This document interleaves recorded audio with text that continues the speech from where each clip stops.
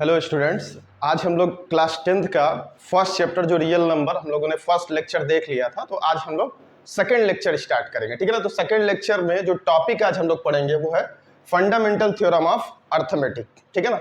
ध्यान देते हैं कि फंडामेंटल थ्योरम ऑफ अर्थमेटिक क्या है। Generally fundamental theorem of arithmetic जो है वो कंपोजिट नंबर के बारे में डील करता है। जानेंगे क्या है। अच्छा, एक इसकी डेफिनेशन मैं दे रहा हूँ, डेफिनेशन भी याद रखना है क्योंकि कभी कभी डायरेक्टली भी पूछ लिया जाता है एग्जाम में। तो अब तो ऑब्जेक्टिव पेपर आने वाला है, तो हो सकता है कि ऑब्जेक्टिव में भी ये डेफिनेशन हो। ठीक है। तो according to fundamental theorem of arithmetic, any composite number can be written in the form of product of their prime factors. ठीक है। सबसे पहले कंपोजिट नंबर क्या था? तो कंपोजिट नंबर हम लोग जानते हैं कि ऐसे नंबर्स जिनके फैक्टर्स दो से ज्यादा हों, दो से ज्यादा फैक्टर होंगे तो उनको हम लोग बोलेंगे कंपोजिट नंबर। फॉर एग्जांपल, अगर हम लोग 4 लें तो 4 का फैक्टर 1 है, 2 है और 4 है, तो 3 फैक्टर्स होंगे तो दो से ज्यादा है, दो से ज्यादा होगा तो इसको हम लोग क्या बोलेंगे? Composite number. लेकिन फंडामेंटल थ्योरम ऑफ अर्थमेटिक के हिसाब से अगर लिखते हैं तो इसको कैसे लिखा जाएगा? प्रोडक्ट ऑफ प्राइम फैक्टर के फॉर्म में। मतलब 4 को पहले फैक्टराइज कर लो, फैक्टराइज करेंगे तो 2 इंटू 2 आएगा। नाउ 4 जो है वो 2 क्रॉस 2 मतलब 2 मल्टीप्लाई बाई 2 के फॉर्म में लिखा जा सकता है। ये भी एक प्राइम नंबर है, ये भी एक प्राइम नंबर है। तो कभी भी ऐसा नंबर जिसको उसके प्राइम फैक्टर के मल्टीपल के फॉर्म में लिखा जा सके तो उसको हम लोग बोलेंगे कंपोजिट नंबर। यही हमारा फंडामेंटल थ्योरम ऑफ अर्थमेटिक बताता है। दूसरा एग्जाम्पल देखते हैं। मान लो 3 दिया हुआ है, 3 को हम लोग अगर फैक्टराइज भी करेंगे तो 1 इंटू 3 लिख सकते हैं, लेकिन यहाँ पे 1 प्राइम नंबर नहीं है। ठीक है ना, ये प्राइम नंबर नहीं है, 3 प्राइम नंबर है। तो 3 को प्राइम फैक्टर के मल्टीपल के फॉर्म में नहीं लिखा जा सकता, इसीलिए 3 कंपोजिट नंबर नहीं। आ रही बात समझ में? उम्मीद है बात समझ में आ गई होगी कि फंडामेंटल थ्योरम ऑफ अर्थमेटिक क्या है। अब इसको यूज करके हम लोग कुछ एलसीएम, एचसीएफ, प्राइम फैक्टराइजेशन में फैक्टर ट्री के बारे में और जानेंगे। तो इसको जानते हैं डिटेल में, आगे देखते हैं। इसमें हम लोग फैक्टर ट्री के बारे में जानेंगे। फैक्टर ट्री, इससे भी एक क्वेश्चन एग्जाम में जनरली रहता है ही। ठीक है। एग्जाम्पल के तौर पे एक नंबर ले रहा हूं मैं 60। ठीक है। 60 को पहले फैक्टराइज करेंगे। 60 को फैक्टराइज करेंगे तो 2 30 टाइम्स, 15 टाइम्स, 3 5 जो 15, 5 1। 60 कैसे लिख सकते हैं? 2 इंटू 2 इंटू 3 इंटू 5। ठीक है। 60 एक कंपोजिट नंबर है क्योंकि ये प्राइम फैक्टर के मल्टीपल के फॉर्म में लिखा जा सकता है। नाउ इसका फैक्टर ट्री बनाएंगे। फैक्टर ट्री कैसे बनाते हैं? तो सबसे पहले गिवन नंबर, सबसे छोटा प्राइम फैक्टर 2, 2 से डिवाइड करने पे कितना रिमेनिंग रह रहा है? 30। फिर 30 को फैक्टराइज करेंगे, रिमेनिंग विल बी 15। नाउ 15 को फैक्टराइज करेंगे तो 3 और 5। तो 60 का जो ट्री है हमारा फैक्टर ट्री वो कैसे बना हुआ है? 2 इंटू 30। अच्छा, कोई भी नंबर इसमें से चाहिए तो दो नीचे वाले का प्रोडक्ट करेंगे तो ऊपर वाला नंबर मिलेगा।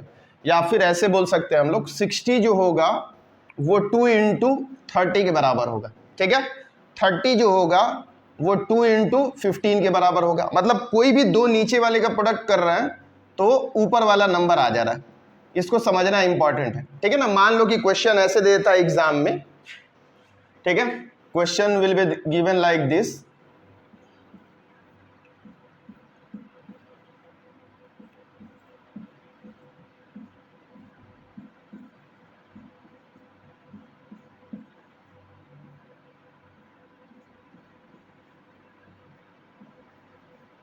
और एग्जाम में ये पूछ देता है X Y Z, find the value of X Y Z. मान लो ये क्वेश्चन दिया हुआ है और तुम्हें एग्जाम में पूछता है find the value of X Y and Z. ठीक है। तो हम लोग फैक्टर ट्री ये जो मेथड देखे हैं कि कैसे फाइंड कर रहे हैं उसी को यूज करेंगे। कैसे निकलेगा ध्यान दो। कोई भी दो नंबर का प्रोडक्ट करेंगे, 2 इंटू एक्स कितना होगा? 90। एक्स जो हो जाएगा 90 by 2, that will be equal to 45। अगर y इंटू 15 करें तो किसके बराबर होगा? x के बराबर। सो y इंटू 15, x की वैल्यू कितनी है? 45। सो 15 3 जा, सो y की वैल्यू कितनी हो गई? 3। x 45 y 3।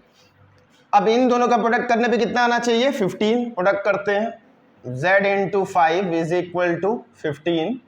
सो z की वैल्यू कितनी हो जाएगी? 3 हो जाएगी। ठीक है, तो ये हमारी x y z की वैल्यू आई है। तो एग्जाम में ऐसा क्वेश्चन जनरली पूछता है, ठीक है ना, कि x की वैल्यू बताओ, y की वैल्यू बताओ, z की वैल्यू बताओ। तो फैक्टर ट्री, अब जो नया पैटर्न है ऑब्जेक्टिव क्वेश्चन, तो ऐसा फैक्टर ट्री दे देगा, एक उसमें डैश बॉक्स रहेगा और पूछ लेगा कि बताओ इसकी वैल्यू क्या होगी। ठीक है, तो ऐसे क्वेश्चन आ सकते हैं एग्जाम में, सो बहुत इंपॉर्टेंट है, इस पे ध्यान देना है। ठीक है, आगे बढ़ते हैं। आगे इसमें देखेंगे relationship between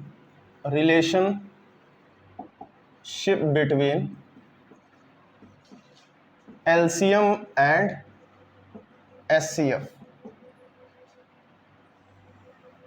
of two numbers A, B।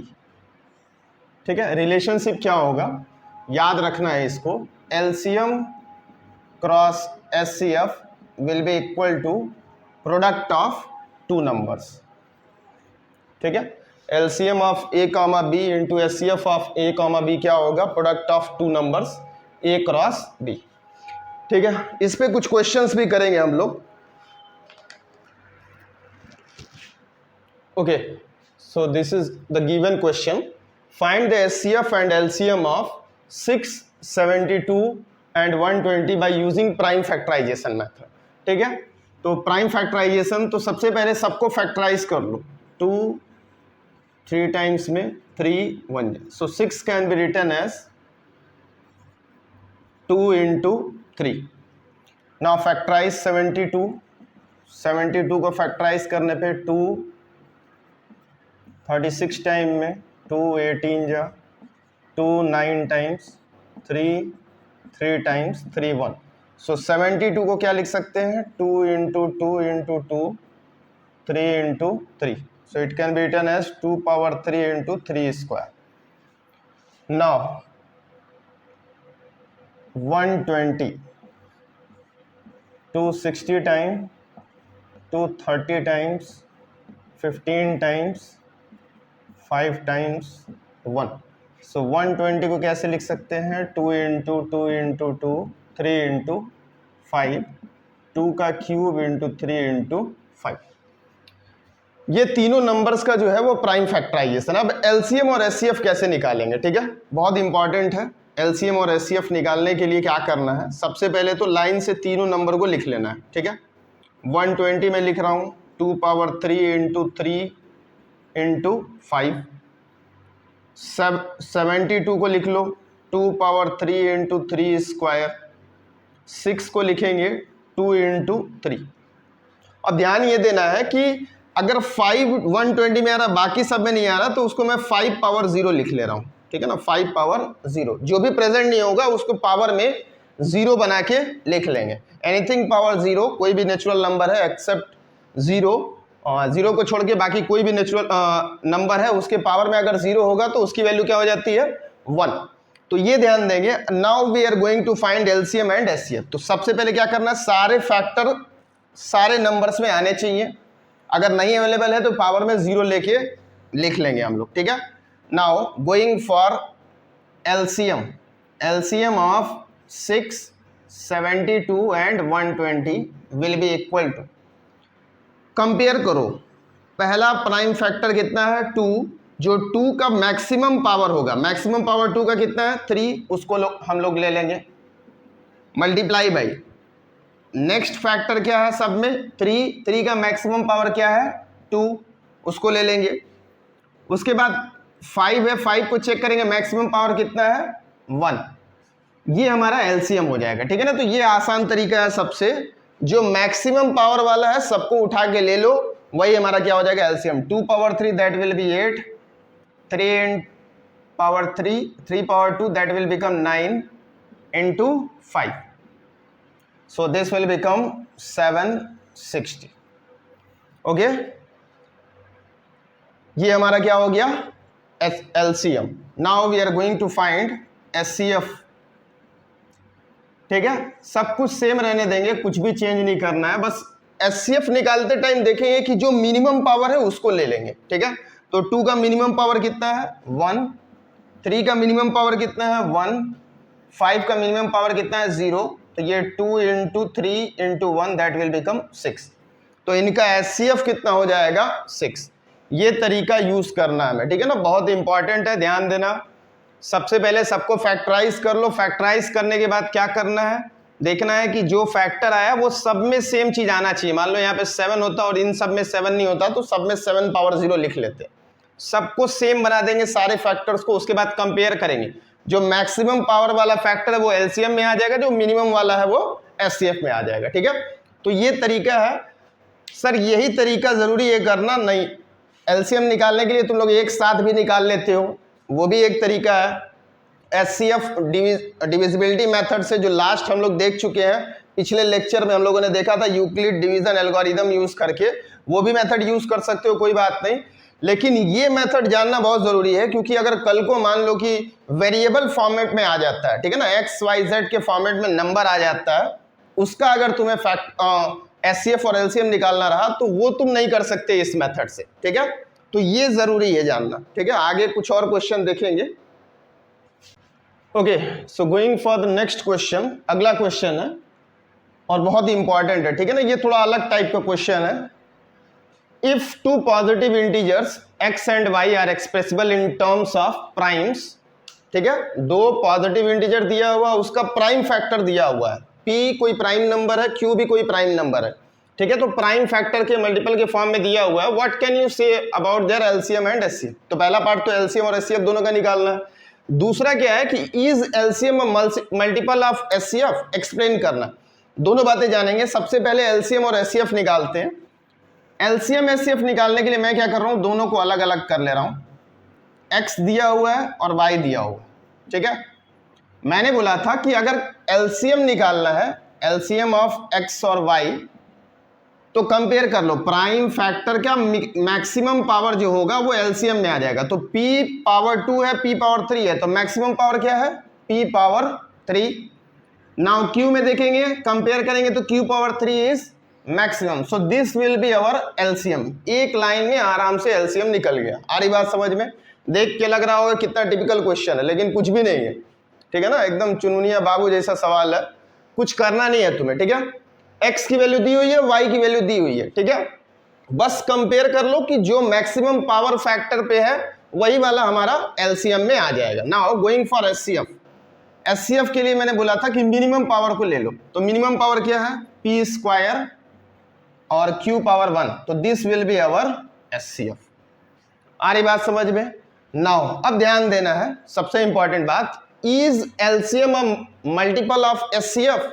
मैं कुछ एग्जाम्पल लेता हूं और समझाता हूं, बात समझ में आएगी, ठीक है। एग्जाम्पल, मान लो मेरे पास दो नंबर है 6 एंड 10, 6 और 10 है, इन दोनों का एलसीएम निकालेंगे। एलसीएम, तो एलसीएम ऑफ 6 एंड 10, ठीक है। 6 का फैक्टराइज करोगे तो 2 इंटू 3 आएगा। 10 कैसे फैक्टर आएगा, 2 इंटू 5, ठीक है। मैंने बोला था जो प्रेजेंट नहीं है उसके पावर में 0 लगा लो, यहाँ पावर में 0, तो एलसीएम क्या हो जाएगा, 2 पावर 1 मैक्सिमम है 2, और यहाँ पे 3 पावर 1 और 5 पावर 1, तो 30 एलसीएम हो जाएगा। एचसीएफ देख लो, एचसीएफ क्या हो जाएगा 6, 10 में मिनिमम कितना है 2 पावर 1, मिनिमम 3 पावर 0 और 5 पावर 0, ये दोनों 1 1 हो गया, तो एचसीएफ कितना हो गया 2। तो एलसीएम कितना आया 30, एचसीएफ कितना आया 2। ये एक ऑब्जर्वेशन है। अगला लेते हैं, मान लो कि ये तो फर्स्ट एग्जांपल है, एग्जांपल नंबर 2 ले रहा हूं मैं। 2 और 4 दो नंबर लिया, इसका एलसीएम डायरेक्ट कोई भी बता सकता है। LCM of 2 and 4 will be 4। ये निकालने की तो जरूरत नहीं होनी चाहिए, हाँ, उम्मीद है कि सबको आता होगा। तो कितना हो जाएगा एलसीएम 4। एचसीएफ निकालेंगे कितना आ जाएगा 2 आ जाएगा, ठीक है। अब ध्यान ये देना है कि एलसीएम की वैल्यू तो हमेशा ज्यादा आती है एचसीएफ की। सबसे पहला ऑब्जर्वेशन कि एलसीएम हमेशा एचसीएफ से क्या होगा, ज्यादा होगा, ठीक है ना। दो नंबर दिया हो, उसका एलसीएम और एचसीएफ निकालोगे तो सबसे पहली बात एलसीएम जो होगा एचसीएफ से हमेशा ज्यादा होगा। उसके बाद दूसरा ऑब्जर्वेशन ये होगा कि जो एलसीएम की वैल्यू आएगी, this value will be either equal to the bigger number, ठीक है ना। सबसे पहला ऑब्जर्वेशन क्या है कि एलसीएम एचसीएफ से हमेशा बड़ा आएगा। दूसरा ऑब्जर्वेशन क्या है, लिख दे रहा हूं मैं यहां पे नोट पॉइंट करके, LCM is always greater than HCF. This is first point. Second point, जो एलसीएम आएगा वो एलसीएम की वैल्यू जो होगी या तो ग्रेटर नंबर के बराबर होगी या ग्रेटर वाले से बड़ा। The value of LCM will be either equal or more than the greatest number. ये दूसरा ऑब्जर्वेशन है। नाउ एचसीएफ देखो, जैसे इसमें एचसीएफ निकाले 6 और 10 में, तो एचसीएफ क्या आया, 2 आया, जो कि स्मॉलर नंबर से छोटा है। इसमें ऑब्जर्व किए तो जो एलसीएम आया था वो तो बिगर नंबर के बराबर है, तो मैंने पहले ही लिख दिया, या तो बिगर के बराबर होगा या बिगर से बड़ा होगा। एचसीएफ में मैंने देखा कि 6 और 10 का एचसीएफ निकाला तो 2 आया, दोनों से छोटा, मतलब स्मॉलर वाले नंबर से छोटा। दूसरे केस में स्मॉलर वाले नंबर के बराबर आ रहा था। तीसरा ऑब्जर्वेशन ये है, third point, the HCF, the value of HCF will be either equal or less than the smallest number.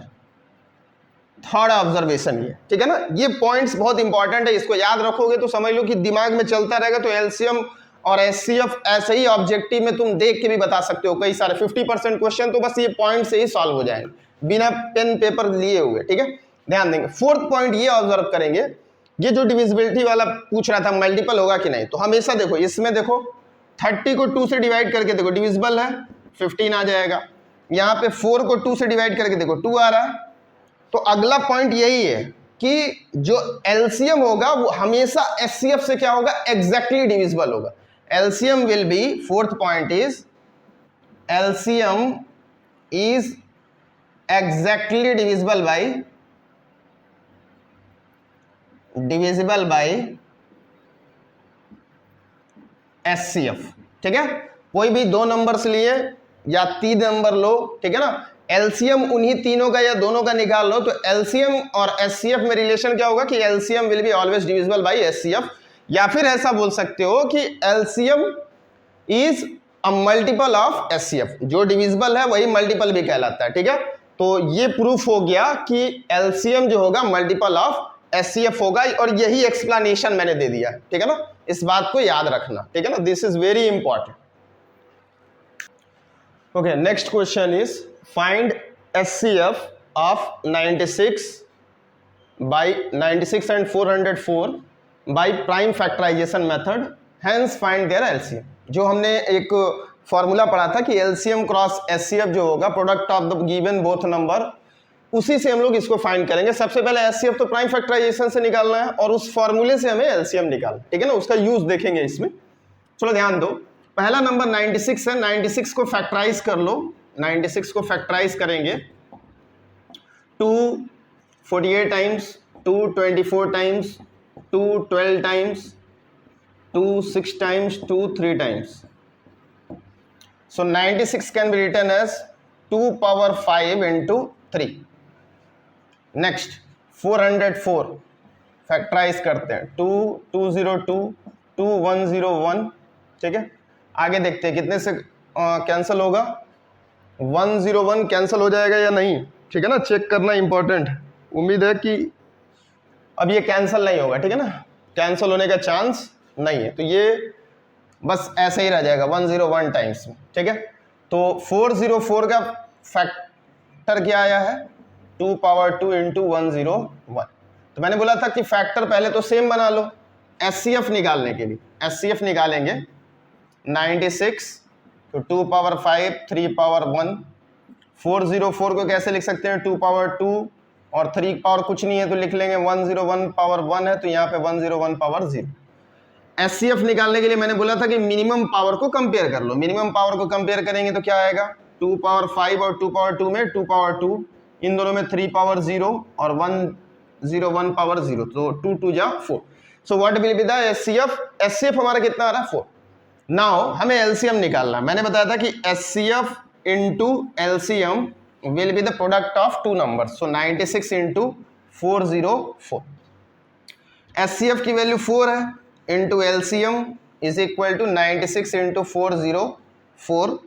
Solve कर लो, एलसीएम कितना हो जाएगा? 96 इंटू 404 डिवाइडेड बाई 4, ये 101 हो जाएगा। ठीक है, तो ये कितना आ जाएगा? 96 और 9600 plus 96, so 9696 will be our LCM. आ रही बात समझ में? तो use of the formula LCM cross HCF is equal to a cross b. ठीक है ना, तो यही वाले फार्मूले को यूज करके हमने ये निकाला।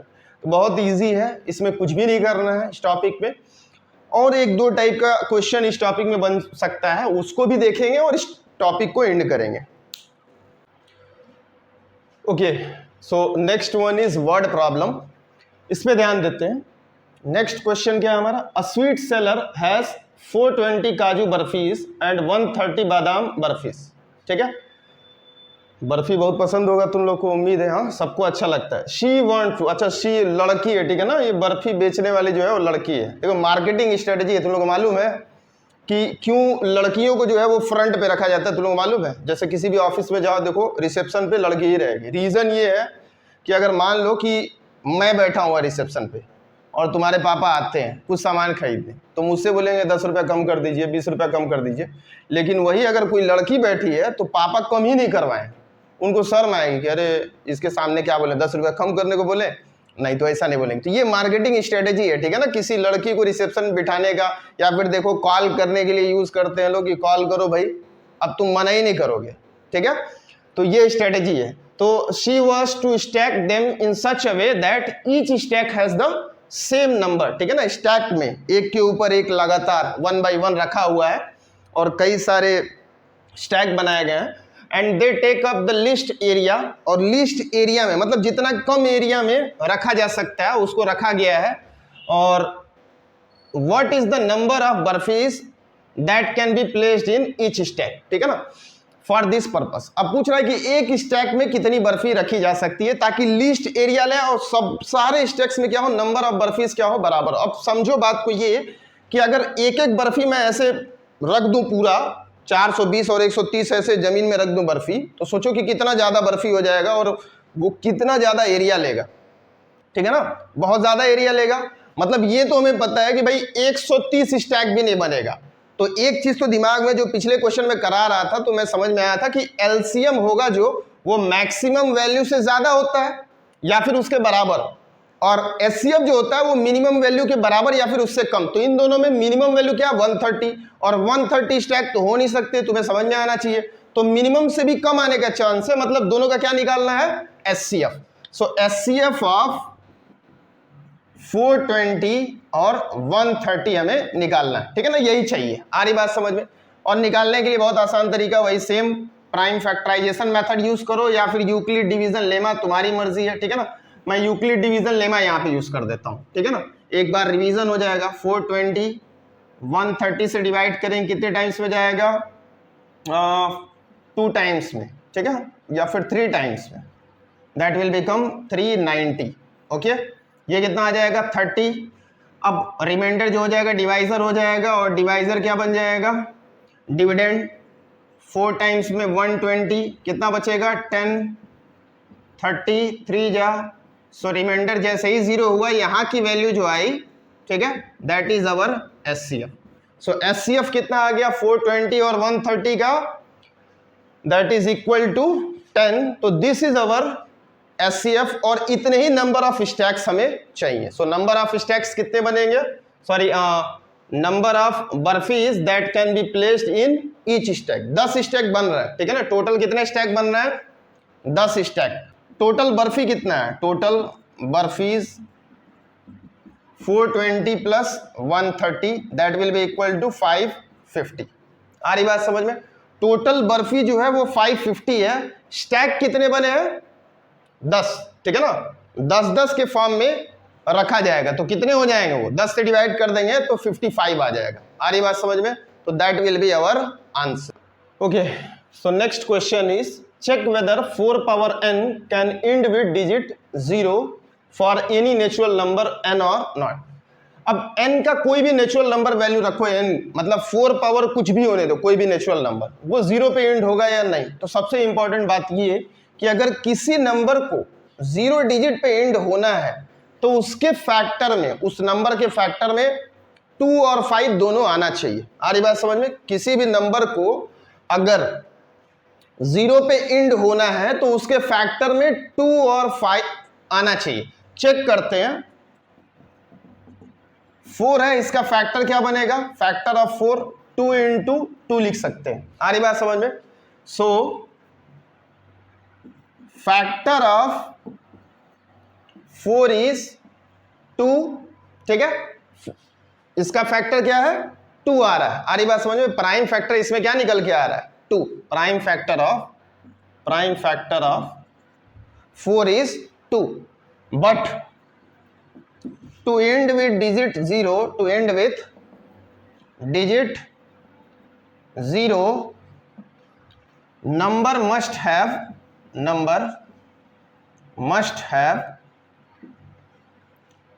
2 and 5 both as prime factor. Therefore 4 power n cannot end with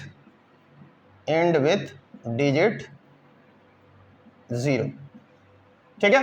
4 power n कोई भी नंबर, 6 पावर n पूछ सकता है, 8 पावर n पूछ सकता है। अगर पूछ रहा है कि 0 पे एंड होगा या नहीं, तो उस नंबर, जो नंबर दिया हुआ जिसके पावर n, तो उस नंबर का फैक्टर निकालना। अगर फैक्टर में 2 और 5 दोनों मिल रहा है तब तो एंड होगा 0 पे।